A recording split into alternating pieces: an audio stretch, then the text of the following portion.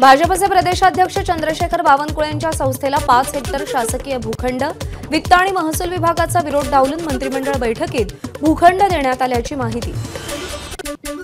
भाजपच्या राज्यात सबभूमी देवा भाऊकी, बावनकुळेंच्या संस्थेला देण्यात आलेल्या भूखंडावर संजय राऊतांची टोलेबाजी, राज्यात भूखंड घोटाळे सुरू असल्याचंही वक्तव्य। भूखंड घोटाळ्याचा आरोप नको, विरोधकांनी तक्रार करून प्रकरणाची चौकशी करावी, नुसता हवेत गोळीबार नको, महाजनांची बावनकुळेंच्या संस्थेला देण्यात आलेल्या भूखंडावर प्रतिक्रिया।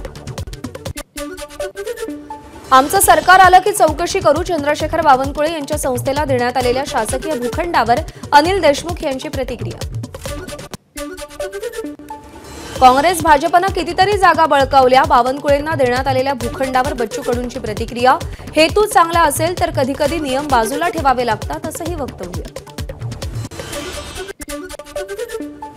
एका चांगल्या कामासाठी बावनकुळेंच्या संस्थेला सरकारकडून भूखंड, त्यामुळे विरोधकांनी उगाच त्यावर टीका करू नये, नितेश राणेंची प्रतिक्रिया।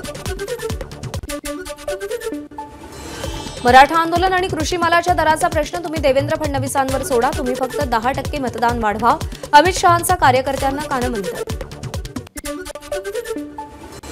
अमित शहा आणि चंद्रशेखर बावनकुळेंमध्ये बंद दाराआड चर्चा, आगामी विधानसभेच्या अनुषंगाने महत्त्वपूर्ण चर्चा झाल्याची माहिती। जागा वाटपाबाबत छत्रपती संभाजीनगरमध्ये अमित शहांच्या उपस्थितीत बैठक, सुमारे 2.5 तास मुख्यमंत्री, उपमुख्यमंत्री आणि इतर नेत्यांची शहांसोबत चर्चा, शहांचा विदर्भासाठी 45+चा नारा।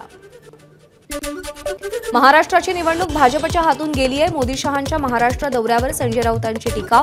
2024च्या निवडणुकीनंतर शिंदेंच्या शिवसेनेचा गळा कापला जाईल, अजित पवारांचाही काटा काढला जाईल, संजय राऊत यांचं वक्तव्य। विदर्भ भाजपच्या हातून गेलाय, त्यामुळे मोदी शहा जोडीनं कितीही प्रयत्न केले तरी काँग्रेस 45 जागा जिंकेल, विजय वडेट्टीवारांकडून विश्वास व्यक्त। मोदी शहा जितके वेळा विदर्भात येतील तितकं भाजपचं नुकसान होईल, असाही टोला। गृहमंत्री अमित शहांच्या महाराष्ट्र दौऱ्याचा आज दुसरा दिवस, आज नाशिक आणि कोल्हापुरातील पदाधिकाऱ्यांशी संवाद साधणार।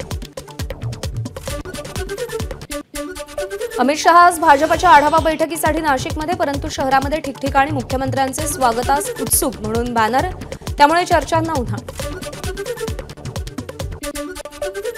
गृहमंत्री अमित शहांचा आज नाशिक दौरा, दौऱ्याच्या पार्श्वभूमीवर महापालिकेकडून रस्त्यांची डागडुजी आणि साफसफाईच्या कामाला वेग। पंतप्रधान मोदी उद्या पुणे दौऱ्यावर, मोदींच्या हस्ते सिव्हिल कोर्ट ते स्वारगेट भूमिगत मेट्रोचं लोकार्पण, तर स्वारगेट ते कात्रज मेट्रोचं भूमिपूजन होणार। उद्या पुण्यामध्ये पंतप्रधान मोदींचा कार्यक्रम, ज्या मैदानावर होणार आहे त्या एसपी कॉलेजच्या मैदानावर चिखलाचं साम्राज्य। 24 तासांपासून पुण्यामध्ये सुरू असलेल्या तुफान पावसामुळे संपूर्ण मैदान चिखलमय। पोलीस महासंचालक रश्मी शुक्ला यांची पदावरून तात्काळ हकालपट्टी कराव, काँग्रेस प्रदेशाध्यक्ष नाना पटोलेंची निवडणूक आयोगाकडे पत्राद्वारे मागणी।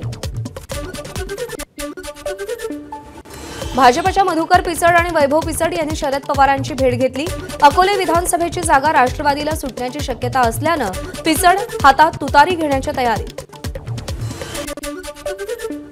कुर्ला विधानसभेतील ठाकरे गटाच्या संभाव्य उमेदवार प्रवीणा मोरजकरांना संभाजी ब्रिगेडचा विरोध, मोरजकरांनी मराठा समाजातील लोकांवर खोट्या अॅट्रॉसिटी केसेस केल्याचा संभाजी ब्रिगेडचा आरोप।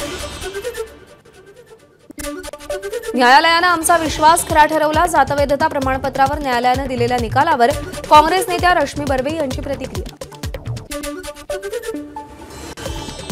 राष्ट्रवादी पक्ष चिन्हावरती आज सुनावणी, निवडणूक आयोगानं दिलेल्या निर्णयाविरोधात शरद पवार यांच्या पक्षानं सुप्रीम कोर्टात दाखल केलेल्या याचिकेवर आज सुनावणी। अक्षय शिंदेच्या वडिलांची मुंबई हायकोर्टात धाव, बदलापूर प्रकरणातील पुरावे नष्ट करण्यासाठी अक्षयची हत्या केल्याचा कुटुंबियांचा आरोप, मुंबई हायकोर्टात तातडीची सुनावणी सुरू। अक्षय शिंदेचा मृतदेह नातेवाईक आज सकाळी 11 वाजता कळवा रुग्णालयातून ताब्यात घेणार, बदलापूरमध्ये होणार अंत्यसंस्कार, अक्षय शिंदेच्या घरच्यांनी माहिती दिली।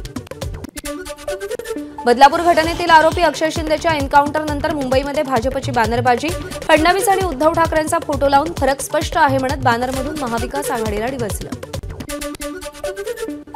अभिनेत्री उर्मिला मातोंडकरनं घटस्फोटासाठी अर्ज केलाय, लग्नाच्या 8 वर्षांनंतर पती मोहसिन खानपासून तिनं विभक्त होण्याचा निर्णय घेतलाय।